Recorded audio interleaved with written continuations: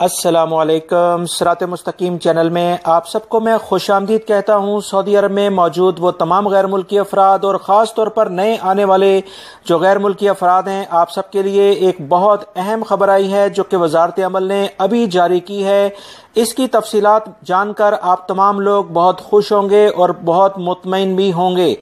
میری اس ویڈیو کو اپنے دوسرے دوستوں سے بھی شیئر کرے گا اور ویڈیو کو لائک لازمی کرے گا تاکہ دوسرے لوگ بھی اس بارے میں باخبر ہو سکیں، کیونکہ بہت سارے غیر ملکی افراد کو یہ معلومات لازمی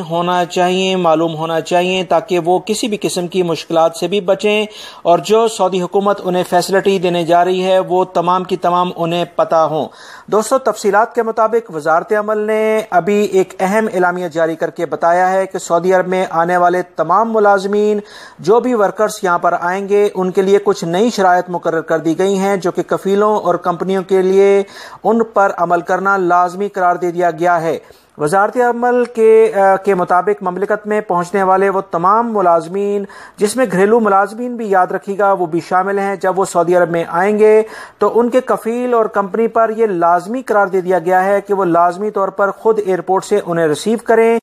یا وہ ریکروٹمنٹ ایجنسیز جو کفیلوں کے ذریعے کفیلوں کے لیے دوسرے ممالک سے ملازمین کو بلاتے ہیں، جس میں گھریلو ملازمین یا دیگر جو بھی ملازمین آتے ہیں وہ خود انہیں ایئرپورٹ پر اب لینے جائیں گے۔ اگر 15 دن کے اندر اس طرح کے ملازمین کو نہیں ریسیو کیا جاتا ہے اور کوئی بھی ملازم اس طرح سے ایئرپورٹ سے غائب ہو جاتا ہے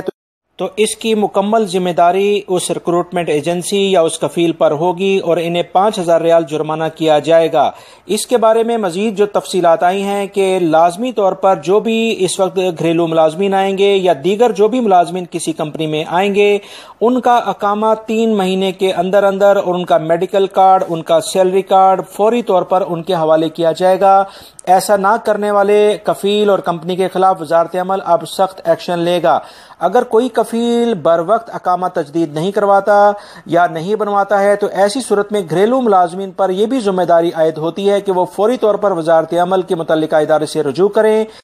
تاکہ ان کا اقامہ نہ بننے کی صورت میں وزارت عمل آپ کی خواہش کے مطابق کفیل کو تبدیل کیا رہے، یعنی آپ کسی دوسرے کفیل کی کفالت میں چلے جائیں یا آپ پھر سعودی عرب میں غیر قانونی طور پر رہنے کی بجائے اپنے ملکوں میں واپس بھیج دیے جائیں۔ دوسری اس سے بھی زیادہ اہم بات جو وزارت عمل نے مزید کہی ہے کہ تمام گھریلو ملازمین کو باقاعدہ اب ایک الگ کمرے کے لیے رہائش دی جائے گی، اور جو بھی کسی کمپنی میں ملازمین آتے ہیں ان کی سہولیات جو انہیں ملنی چاہیے، ان کی رہائش کی وہ بہترین سہولیات ملنی ہوں گی۔